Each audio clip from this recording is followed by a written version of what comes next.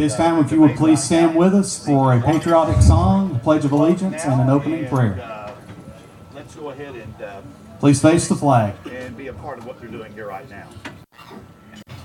Oh, beautiful for spacious skies, for amber waves of grain, for purple mountain majesties above the fruited plains. America, America, God shed His grace on thee, and crown thy good with brotherhood, from sea to shining sea. I pledge allegiance to the flag of the United States of America, and to the republic for which it stands, one nation, under God, indivisible, with liberty and justice for all. Heavenly Father, thank you for the food that we've received today, God. Lord, we pray your guidance, God, for each of these men as they speak today, Lord, and help the voters of Bradley County, Lord, choose who your choice is to best protect our families over the next 4 years. Bless all who are in attendance today, and we especially lift up our Kiwanis member, Stan Pegram, as he recovers from cancer, God. In Jesus' name we pray. Amen. And so we want to welcome all of you who are here. If I left someone out, of course, Eric Watson, a long time. Very good. Thank you all for being here. In case you don't know, Ed Ramsey is carrying us live on 101.3 The Buzz. I have a charge to the audience. This is a private meeting. This is not a public forum, and it is a debate, not a presentation. We do have Mr. Doug Green, who is retired from Cleveland City Schools. He was in administration there. He will be the panelist asking the questions. Mr. Chris Newton, who is a representative in the past, will be the parliamentarian and will be helping us to judge. We don't anticipate any disputes, but he will have the final word there. And then I am Bruce Bradford. I'm the president of the Kiwanis Club, and I will be serving as the host. Simply as a way to do it. After opening statements, one will get a question. They'll have 2 minutes to respond. The other gentleman will have 1.5 minutes to respond, and then there will be 30 seconds for the wrap-up for the person who initially got the question. So audience, very important for this. No participation from the audience whatsoever, with only 2 exceptions. Number one, in just a moment, I'll be introducing them. Invite you to give them a warm Kiwanis welcome at that time. And then at the end, we will also give them a warm thank you, if you don't mind, after both men have finished their closing statements. A warm Kiwanis welcome is when you stand to your feet and you enthusiastically tell them that you're glad they're here. So at this time, if you would give a warm Kiwanis welcome to Mr. Jim Ruth and Mr. Eric Watson.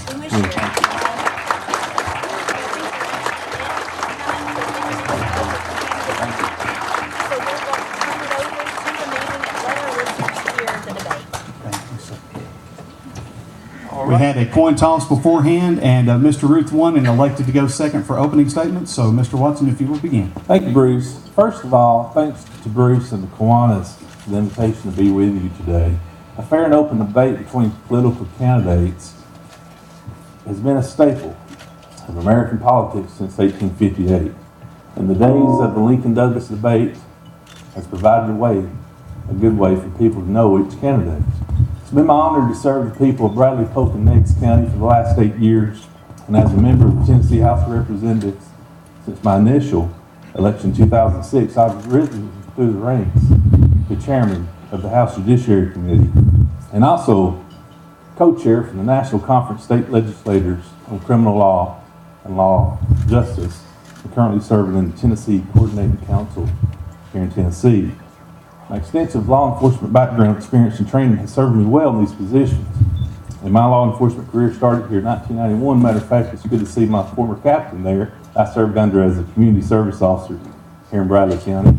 And also, for a brief time, I served as a deputy sheriff in Marion County until I was offered back a position under Sheriff Dan Gilley, where I've risen through the ranks to captain.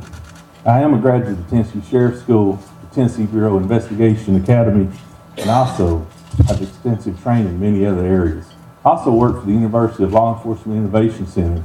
I meet regularly with police chiefs, sheriffs on all levels, facilitating their law enforcement needs on the state and federal level. I'm sure most of you are aware of the participation I've been invited to Washington, D.C., as well as the nation capital when it comes to major crime issues such as the drug cartel and human trafficking. A little bit about myself personally. I'm married to my beautiful wife, Tennille. We got 4 beautiful children. Of course, my parents owned Richard and Glenda Watson down on Village Tire here in Cleveland for many years. And we attend First Baptist Church where we're very active. I'm running for sheriff because I know the business of the office can be ran more efficiently and effectively with new leadership and a new vision. The many fine officers and employees there are starving for true leadership and a new direction, a positive direction that establishes a pathway to progress for county law enforcement in the years to come. I believe it's time for a new generation of leadership to step forward, a generation of new ideals and new energy with a spirit of faithful service towards all of our citizens of our great community. Thanks, Chris. Okay, I was elected in 2010, and what I want to say today is that what I said I would do in 2010, we have done.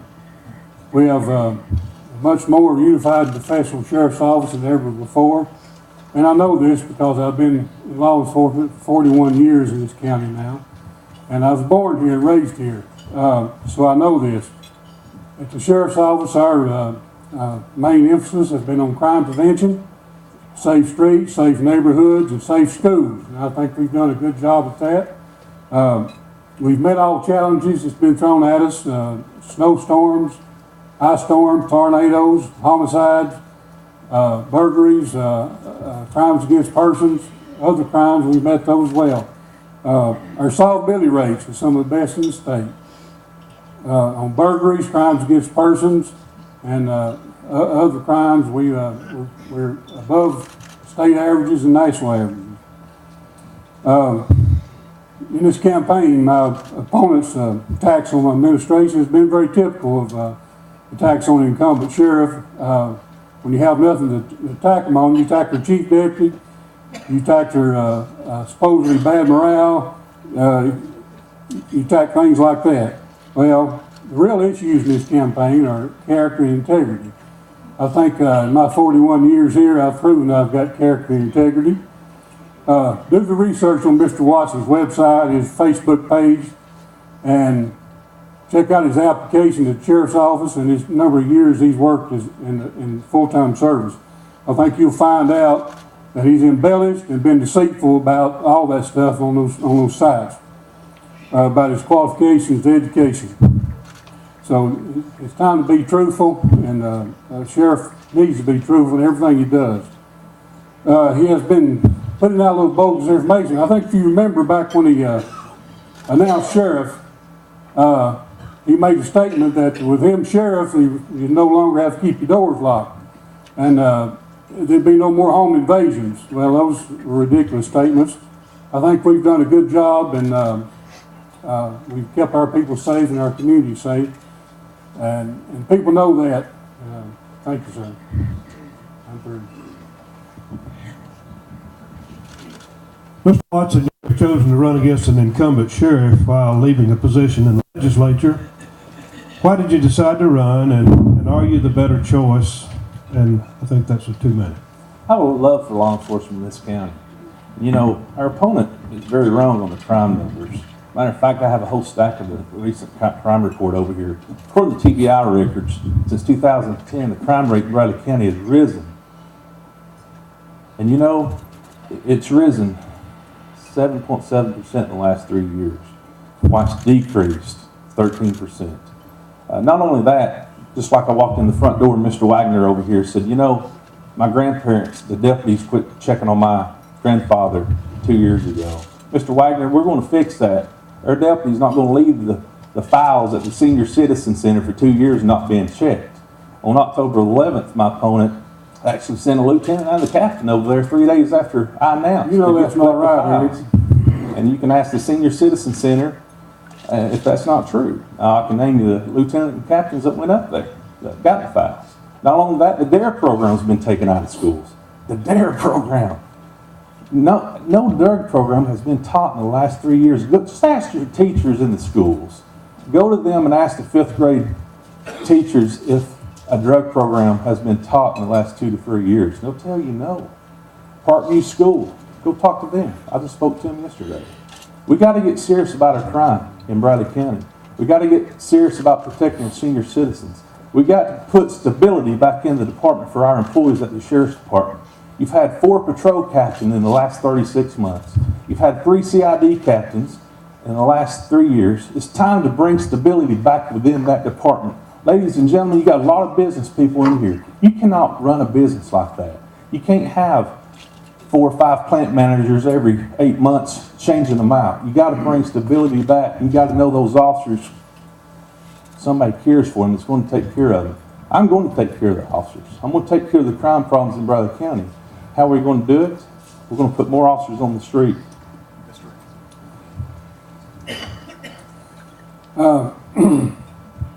We have the right people in the right positions this time. They're sitting around the tables right here at command staff. They're the most educated, the most qualified, and the best people we've come up with. Yeah, it took 3 years to get to where we're at now. That's true. As far as the senior citizen registry, ask the people that does that day to day if they've been doing it or not. You know, they've been doing it. We've always done the senior citizen registry. They may have left some paperwork somewhere, but that don't mean anything. They've been doing the registry. They're doing it now. You know, we have qualified people. We're doing the job. Saying that we're not is wrong.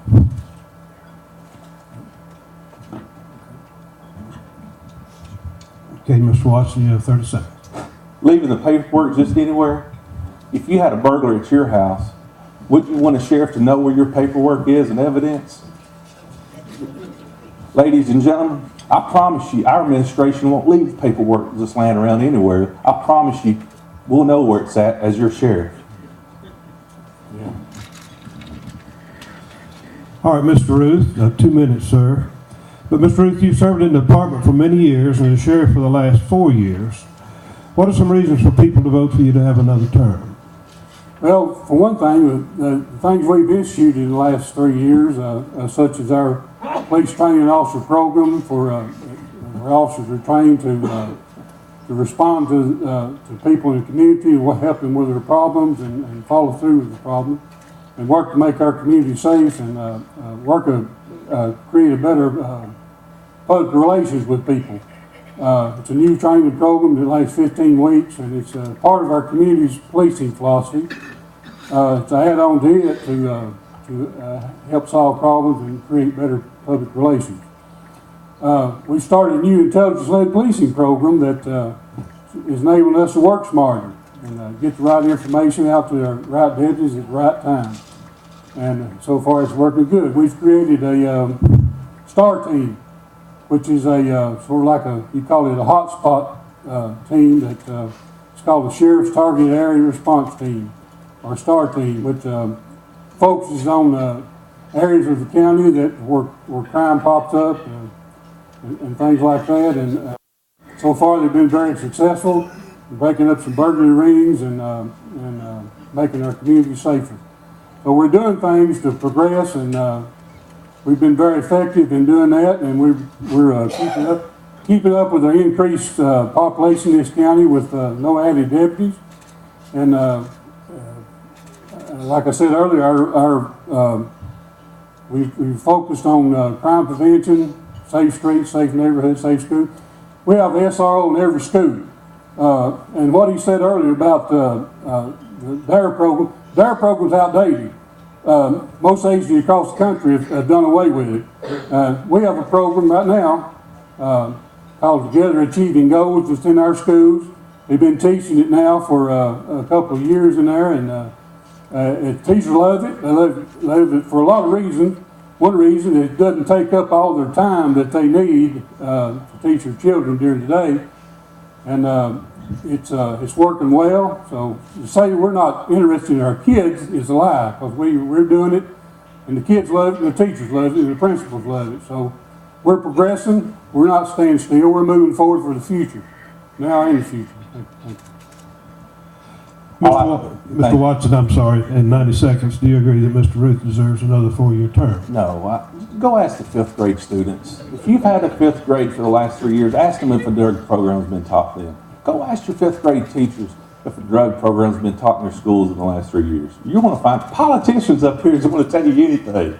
And you can't trust them. You send that in the paper this morning. See that ethics commission. Politician on. But you know, Pardon me, gentlemen. I didn't want to interject on this, but be kind and civil to one another while you're hearing this debate. You're here at our club's request, and if you want to do the personal attacks, there's paid political advertisements in the paper and the radio that you can use. thank you. 75% of our schools in our nation teaches the DARE program. Even the Cleveland Police Department or surrounding counties. I guess they're all wrong. You know, 43 countries around the world teaches the DARE program. The DARE program doesn't cost the citizens of this county a dime because for years Dan Gilley, Sheriff Gobble paid for that. They made the criminals pay for it through the drug fund. You know, it's worth spending money, especially criminal money, crime money, drug money, on our kids to take care of them. I'll be a sheriff. We're going to get back serious about it, and we're going to take care of that issue. Those certificates for the kids and the shirts, it means everything for a kid. So many kids in Bradley County, they live just to get a teddy bear that says DARE on it, or a t-shirt and a certificate, because they're never honored at home. At least this sheriff, when he's elected, I promise you, we'll take care of them, we'll honor those kids. Mr. Ruth? Again, the program we got in the schools is working well, and they love it. And it's lots less expensive than the DARE program. Again, the DARE program is outdated. Some studies have even shown that kids that go through the DARE program are very likely to try drugs and get hooked on drugs. And that's one reason that it's been recommended that you go to something else. And that's what we've done. We've created our own program, and it's better, and it sets goals for the kids, and they're liking it. So saying that it's not going to be effective is wrong. Thank you, Mr. Watson. Sheriff Ruth has joined a call to require a prescription for pseudoephedrine, a co-medicine ingredient, in an effort to combat the illegal manufacture of meth. Mr. Watson, what is your position on fighting meth? It's simple. I'm going to protect the Constitution of the United States and the citizens of this Tennessee. We must reject the idea that every time a law is broken, society is guilty rather than the lawbreaker. It is time to restore the American's perception that each individual is accountable for his or her action. I don't think it's right. That's the same mentality that the feds in Washington, D.C., every time there's a school shooting, let's take all the guns away. Now, because there's less than 1% of Tennesseans abusing meth, let's make it hard on the law-abiding citizens, 99% of us, and make you get a prescription when it comes to Benadryl, Claritin, Sudafed. Not only that, you know the burden it's going to cause you? It's going to force you to go to your doctor, sit there for 2 or 3 hours for a doctor's appointment. Have to wait to get an appointment in a lot of places. Then go spend time at a pharmacy for another hour or 2 if you're lucky. They may tell you to come back 4 or 5 o'clock like they do me sometimes. You pick up your prescription and pay up to $100 copay. Especially if you don't have insurance. That's foolish. Let's target the criminals. Let's start making it hard on the criminals and quit leaving law-abiding citizens alone. It's the same mentality we've seen over these gun shootings. Let's take everybody's guns up. Well, now let's make a permit to get Coleman fuel. Coleman fuel makes meth. You got to have WD-40, AA batteries. Does that mean we're going to put permits on them too? No. I support the rights of the citizens. It's time to get serious about the crime and put the people in jail and keep them there and quit working deals out for those inmates. Thank you, Mr. Ruth. Is your position the correct position? Yes, the state of Tennessee has been number 2 in meth labs in this country for the last several years. This last year it's come close to being number 1. It's a major problem. It's a problem that pseudoephedrine being on prescription only would help solve that problem, where we could concentrate more on the Mexican ice, the Mexican meth that's coming in this country. We could spend more of our time on it and do something about it. But as far as his words about it be such a burden on people, statistics show only about 1 in 20 people that use allergy and cold medicines to help them out with their problems. Only about 1 in 20 actually use pseudoephedrine products. So it's a major problem, and the states across the country, like Oregon, have actually enacted that law. They don't have a problem with meth anymore. You know, that's the only way you're going to stop it. And as far as people going to the doctor, you know, you go to the doctor one time and they'll continue writing prescription for months, and it's only a doctor that needs to know that you know that you need that medicine or not. A lot of people shouldn't be taking pseudoephedrine. People with heart trouble, people with diabetes, people with high blood pressure and all that shouldn't be taking it, and they are taking it. So, you know, it's a major problem. It's a problem that's affecting law enforcement all across the state of Tennessee. The sheriffs all across the state of Tennessee are for pseudoephedrine being prescription only. Every sheriff that I know across the state is for it. Most police chiefs. So it will not wash the thing about it being such a burden on people and elderly people and all that. They go to the doctor 3 or 4 times a year anyway. Everybody knows that. So we need to do something about it. It's a scourge on our society, especially our state here in Bradley County. Thank you. Thank you, Mr. Washington. 30 seconds. Thank you again for protecting the constitutional rights. I don't want to be going, it's just not Sudafed. It's like 21 different medicines. That's a very important, not just Sudafed, 21 different medicines. And I'm sure each one of us will probably touch one of those 21 medicines. Let me tell you, if you ever go prescription only, you're going to have to get search warrants for abusers, medical records due to the HIPAA laws. We want to slow down investigations. I can talk on this for hours. And you know, I'm a member of the Tennessee Sheriff's Association. It was a National Sheriff's Association. Not 100% of those folks supports that. Not 100%. Because my job as a legislator, as well as a citizen, and hopefully sheriff one day, is to protect all the citizens, not just make it hard and easier for the criminals. Because that's what we're doing. We're making it easier for the criminals. Because 80%, by their own numbers, 80% of meth is made outside the state of Tennessee. That's their numbers, not my numbers. The TBI, the DEA. Again, 20% is made locally, and we're still going to make it hard on the great law-abiding citizens like yourself. I'm totally against it. Protect the rights, the constitutional rights of law-abiding citizens. Thank you. Mr. Ruth, you filed an ethics complaint against Mr. Watson, and the State Ethics Commission reportedly has ruled against that complaint. You've not had an opportunity to respond since yesterday, I think. Would you like to comment on that claim? Well, I filed that complaint knowing up front that they probably would not rule in my favor, but that's fine. The information got out there anyway. You know, it's not ethical to do like Mr. Washington has done, taking money from the state and the county, even after he announced for sheriff in October 4, 2013, he's taking money from the state. He's taking money from people that donated to the state money and also to the county fund at the same time, so they could give more money than their maximum amount they're allowed to do for the county.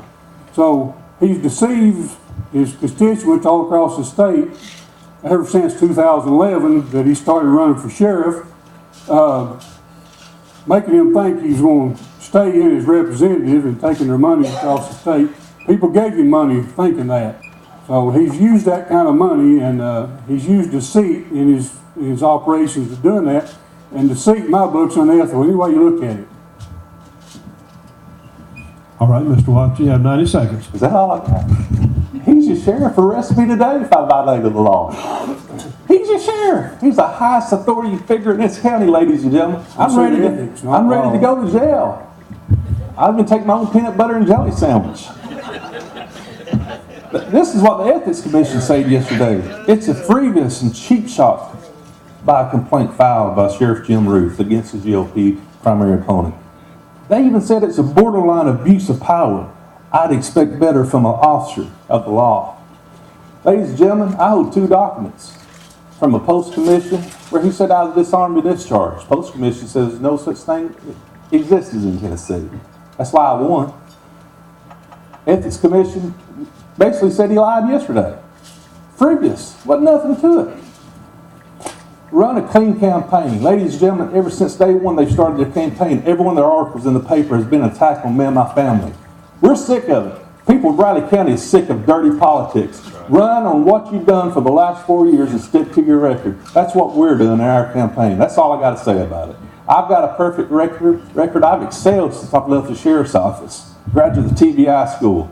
Been cleared on 9 different background checks. TBI, Highway Patrol, Secret Service, the list goes on. And I'm proud of what God has given me in my life. I will never turn away from it. Thank you. Mr. Ruth, 30 seconds. Most people across the county know why Mr. Watson left the sheriff's office. You know, he's been warned several times about cheating on his time sheet. And the last time he was warned, he told he couldn't count comp time when he takes vacation. He couldn't count comp time because he was a ranking officer. He tried it again and got caught. So he got caught lying too, and cheating on his time sheet.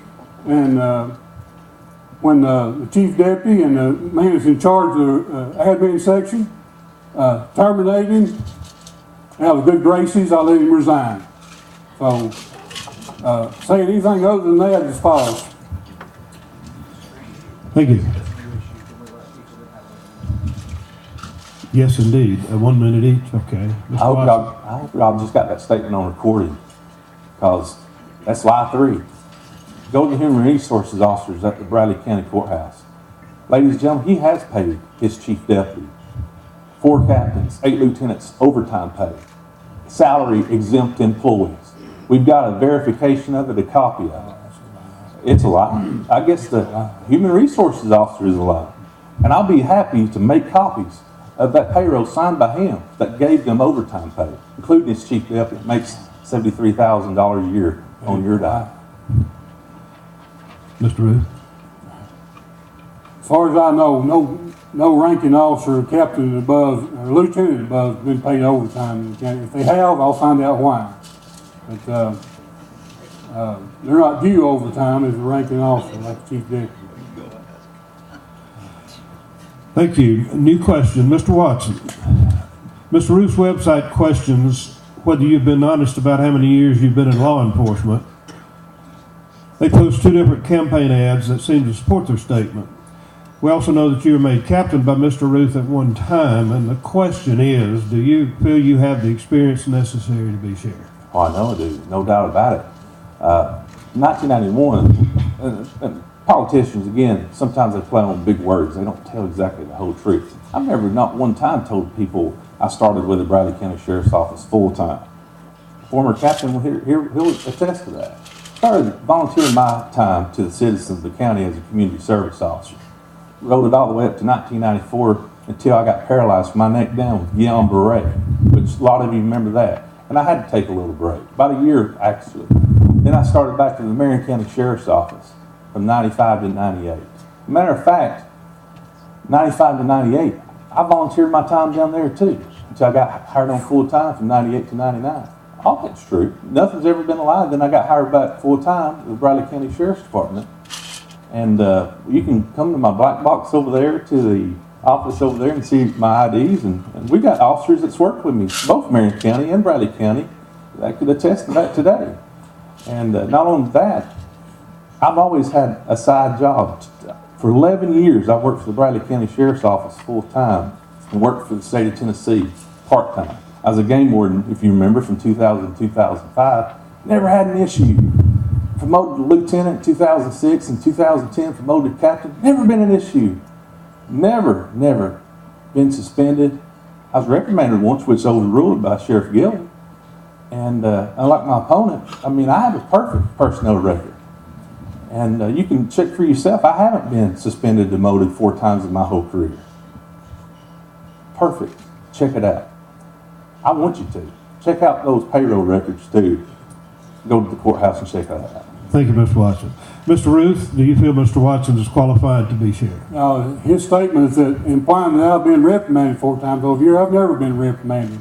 As far as his application, you're welcome to come see his application, where he states he went to work for Marion County Sheriff's Office in October 1998. He left there in, I think, August 1999 when he come to work for us. There again, deceit. He said he worked there since 95 to 98. He didn't do that. All you got to do is check his application. Now, what was your question again? Do you feel Mr. Watson's qualified to be sheriff? No, I do not. Somebody that's deceitful will not tell the truth. Tries to deceive the public, deceive them about his qualifications, education, and all that. Check his what he's put on his Facebook page, on his website about his education. Graduate from UTK class 2013. Never happened. All you got to do is check those things out, and you'll see that he's not qualified. Mr. Watson, 30 seconds. Ladies and gentlemen, just Google a couple of years ago where somebody in that sheriff's office shot through the ceiling of the sheriff's department. He was reprimanded, suspended without pay. You just heard what he said. He denied it. Some of you remember that. In his other personnel record, CPD, he was demoted from lieutenant to detective. Here it is. Let's be honest. You know, I ain't the one that started this contest about the ethics commission. I haven't filed bogus, frivolous complaints that's already been proven by 2 different agencies to be lies and untruths. People's tired of it. I'm tired of it. Me and my family's tired of it. Let's just stick to the numbers. Let's shake hands and leave out of here and start a clean slate. I'm all for it. But you got to have your people having the same feelings as the candidate to do that. Thank you, Mr. Watson. Bruce?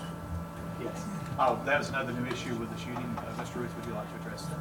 Back then, I've been teaching handgun classes and qualifying people on the range practically ever since I've been in law enforcement for 41 years. One time in 41 years I had an accident. Did something stupid. I'm constantly teaching people in gun permit classes not to do things like that. I messed up one time in 41 years. You know, that's pretty good record. Yeah, I've been up down the ladder. In 41 years around here in politics, working for the sheriffs and all that kind of stuff. You get moved around a lot of times. I've been up down the ladder. I've been all the way from patrol to chief deputy and back down, and now back up to sheriff. So, you know, biggest part of it was politics, not by me goofing up.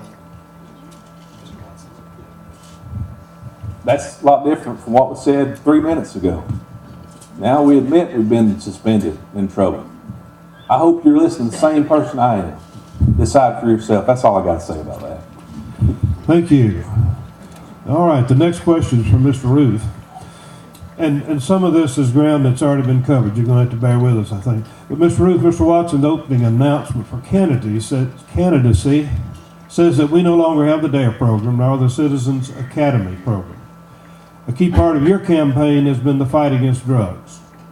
If that is so, and if Mr. Watson is right, why would DARE not be a part of that? This new program we have is teaching about drugs. That's a big part of the program. It's also about setting goals that will geared towards trying to keep people from trying drugs and getting on drugs. Which the DARE program showed it was ineffective in doing that, and some studies that has been made. So to say that we're not working against the problem of drugs in schools, we are. The new program we started is all about that. Curious about drugs. Let's look at the progress report that they just released a few days ago. See, 21 cars, that's less than 2 vehicles a month. $100,000 in cash, that's an average of $8,000 a month. That division has 7 officers. Do the math, from anywhere from $35,000 to $60,000 salary positions. And they only got $100,000 off the interstate in the last 12 months. Think about that. Is that very working serious? We've got great officers, great boys out there, but it starts from the top. It starts with leadership that's going to allow them to be aggressive and progressive on fighting the fight on meth. The drug task force here in this county just got $600,000 just a few days ago. And, you know, for years, and you go back and do the history, we got millions of dollars, $1.6 million a few years back. But this administration, look for yourself, hasn't been that hard on the fight. If they had, where's the money? Where's the 50, 60 cars out of you? All right, Mr. Ruth, 30 seconds. Mr. Watson don't quite keep up with the times. If you knew anything about the interstate and drug trafficking nowadays, if you arrest somebody with drugs, they don't have money with them anymore. And they don't have cars that are owned by them. They're rental cars, but you can't confiscate. They're using wire transfers to transfer their money nowadays. They're not carrying their cars with them. And the drug task force is hoping that something happens that they don't have to close down. They're hoping that the sheriff will take over the drug task force again and get away from how it's being operated right now under the DA. Some are talking about that because they can't confiscate money on the interstate like they used to anymore. They have to confiscate it around locally, and that's what our guys have been doing mostly. Now, we've confiscated a little off the interstate, but not much. It's mostly been around the county, and it will be less. You know, you don't get that big amount like you do on the interstate. You know, you don't hit $500,000 or $1 million or $250,000. So to say we're not working, we've got one of the best drug units around with our 7 guys in our drug unit, led by the most competent, intelligent guy working drugs that you could. And to say they're ineffective is wrong.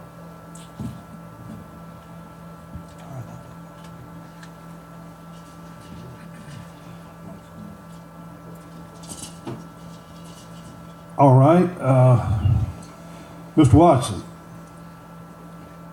Mr. Ruth's website indicates that you've been saying bad things about Chief Byrd.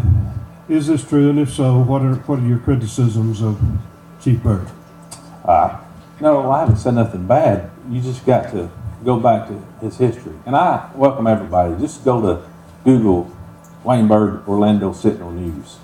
Read for yourself. Read what the DA said about that situation down there. Ladies and gentlemen, first of all, when I'm elected sheriff, I'm going to hire a chief deputy that's from Bradley County. A Bradley County chief deputy needs to know the needs of this community. You cannot hire somebody from 2 states away and expect them to know the crime and the issues that me and you are facing in this county. We've got to keep it local. I believe in hiring people local. I will not do it as a political favor like he did. Everybody knows that it's not a secret that his chief deputy is his campaign manager's brother. Political payback, talk about politicians. Everybody knows that he's hired his campaign treasurer, put him on the payroll, county payroll, at your dime also. I've never done none of that. In the 8 years I've been in the House, I've never done that. We've got to take it back to local people. I appreciate the work that Mr. Byrd's done in the past, but at the end, that sheriff down there had a reason to pull his law enforcement commission by the documents that was pulled by the Sarasota County Sheriff's Office. I encourage you to go home today and Google that and look at and make a decision for yourself. I've made my decision, and we don't need somebody like that working up here in Bradley County. We need local people. Thank you, Mr. Ruth. The question was. I need to answer that, yeah. Yeah.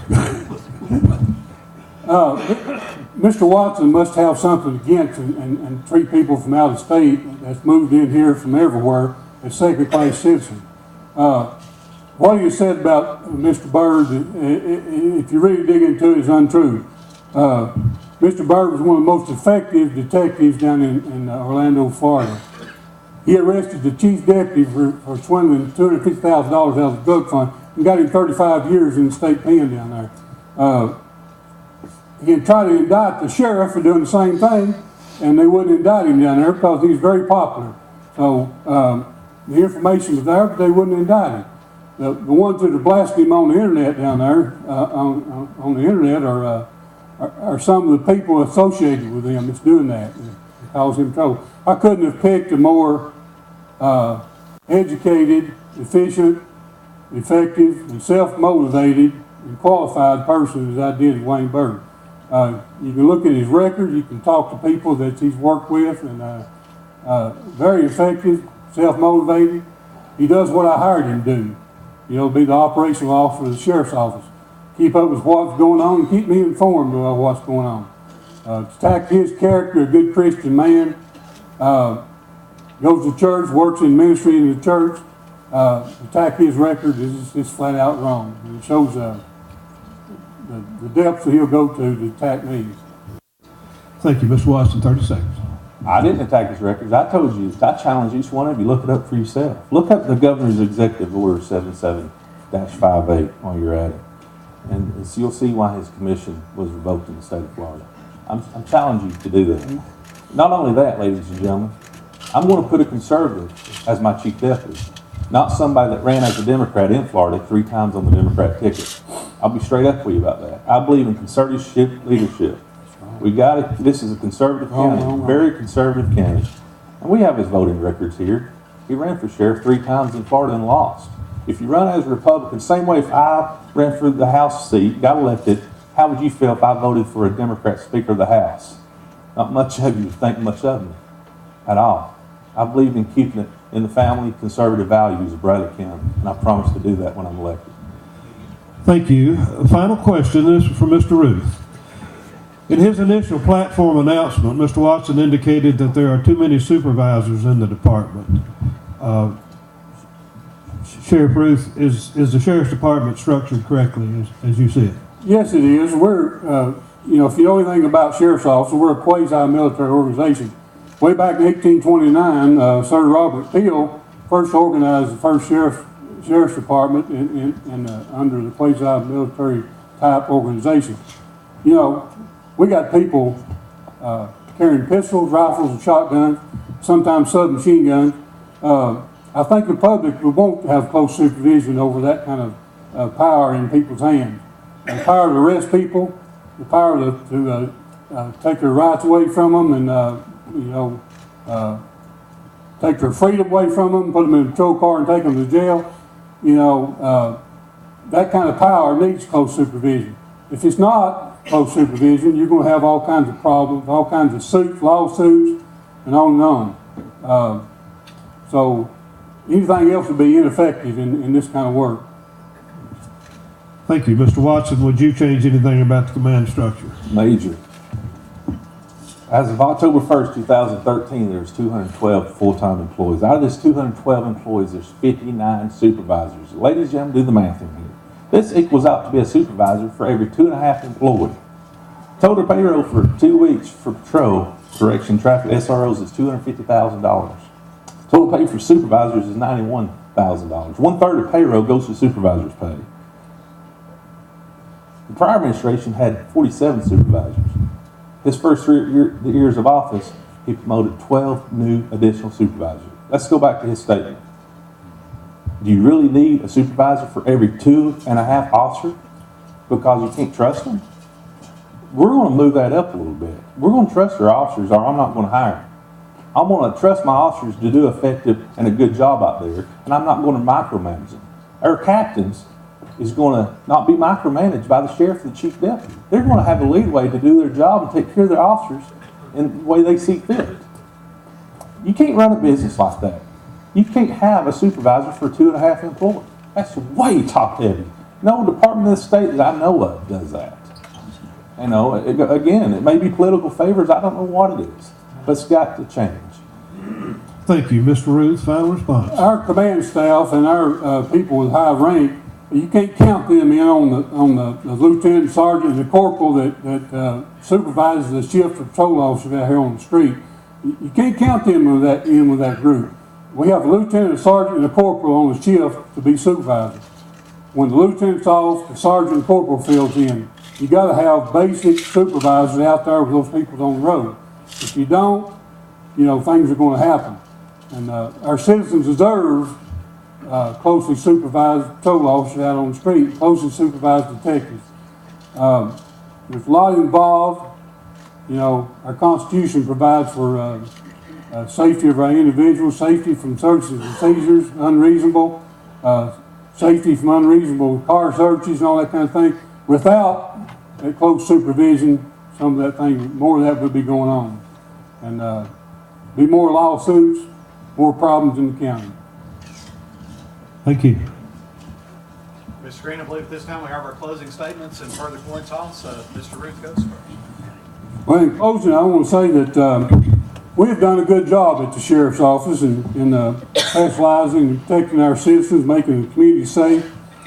We've developed new programs, new ideals. We made our county safer. New programs such as our police training officer program, a 15-week course that our officers go through to enable them to be more effective in working with people in the community, help them with their problems and help them with public relations. And everything, we have developed, as I said earlier, intelligence-led policing, which helps us to work smarter. And that's what my treasurer is doing. He's a civilian employee that's well qualified on computers and gathering information and stuff, and that's why he's there. We developed a STAR team, I told, that works on areas where crime crops up in big fashion like burglars do sometimes. Down on South End a while back, we started having a race of burglars. We sent them down there. They were effective in stopping the burglaries and stopping the burglary ring and arresting people. We'll continue to handle all the challenges that come at us. We'll continue to promote crime prevention efforts, neighborhood watches, free gun permit classes, school resource classes. We're doing that. We're going to continue that. We're doing senior citizen checks, and we've been doing them, regardless of what Mr. Watson says. We have the best school resource program in the state. We're one of the top 5 in the state in the school resource program. We have a school resource officer in every county school, and not many can say that. But anyway, I don't see how my opponent can improve on what we've been doing. The programs we started, the progress we've made, and what he said about our stats is not right. We had 22% burglary solvability rate in 2012. That doesn't sound great, but it's Cleveland had 10%, Chattanooga 8%, Hamilton County 17%. All the counties around us were less. We're above the state average and above the national average. In crimes against person, we solved 78% of the crimes against person, including all the homicides that's cropped up. So 7 of them since I've been sheriff. So we've been effective. I need 4 more years to bring some of these programs that we started and some of the things we're doing. The progress we're making, need to bring it to fruition. I ask for the voters to consider re-electing me for sheriff again for 4 more years so we can do that. Thank you. Bruce, thank you. Thank you again for this opportunity to be with you today to share my vision for the future of Riley County.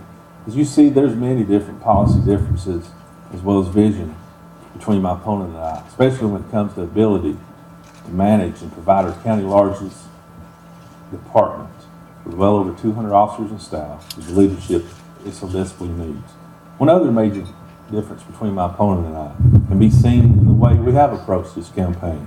While my opponent and his advisors has chosen to attack me in every opportunity with outlandish untruths, which was proven again yesterday, I made up my mind months ago to keep it on the high road and make it a campaign of positive ideals and a new direction for Bradley County. I believe it's time to have a sheriff for Bradley County. It's not going to complain about all the negative aspects of the job, not having enough of this or too much of that. It reminds me, this campaign kind of reminds me of the Nick Casino ad that was ran in 2010 against his prior opponent. I believe this department has the resources and personnel on hand now to get the job done. But only if these resources and personnel are utilized the most effectively and efficient way possible, in my opinion, is not today. To address this on the very first day as your sheriff, I will start my day early, look at how the current personnel are being utilized, and I will make changes to ensure any well-paid positions in the current administration will be truly necessary in mind. Everyone, regardless who they support for sheriff, should have a necessary job to do, and they should be expected to do it well. I will also review the department's policy and procedures, and I will make whatever necessary changes to absolutely ensure the department operates at a peak efficiency. I will work hard each and every day to make sure that your taxpayer dollar is spent well. I appreciate the long career that he's spent in law enforcement, many years, but years of service alone does not make a person a good leader. And I am absolutely certain now is a time for change at the top of our sheriff's office, if it is to serve us well in the next community. And I challenge you to get a copy and go to the TBI's website and look at the crime statistics, look at the 15% burglary increase since last year. It's not what I say, it's not what he says. Look it up for yourself and you'll see the problems that we're facing here in Bradley County. I have the experience, background, education, and training to lead this office into new heights in professionalism. I also have that energy and spirit to truly lead and to make tough decisions that particularly impacts the life and property of our citizens. I will listen closely to each one of you, but make no mistake, I will make the final decisions. I will stand by my decisions. I will not leave it to outside advisors to make them for me. I sincerely want to be your sheriff and pledge to you I will be a full-time, hands-on, 24-hour-a-day public servant, a sheriff that you will be very proud of and able and reach and you can talk to and call me. If you're not doing nothing Saturday, come have barbecue at North Lee School at 4 o'clock.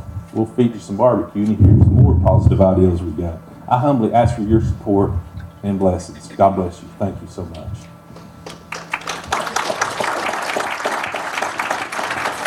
Let's give each of these candidates a hand. They want to protect your home and family. Let's see them both hands. Thank you.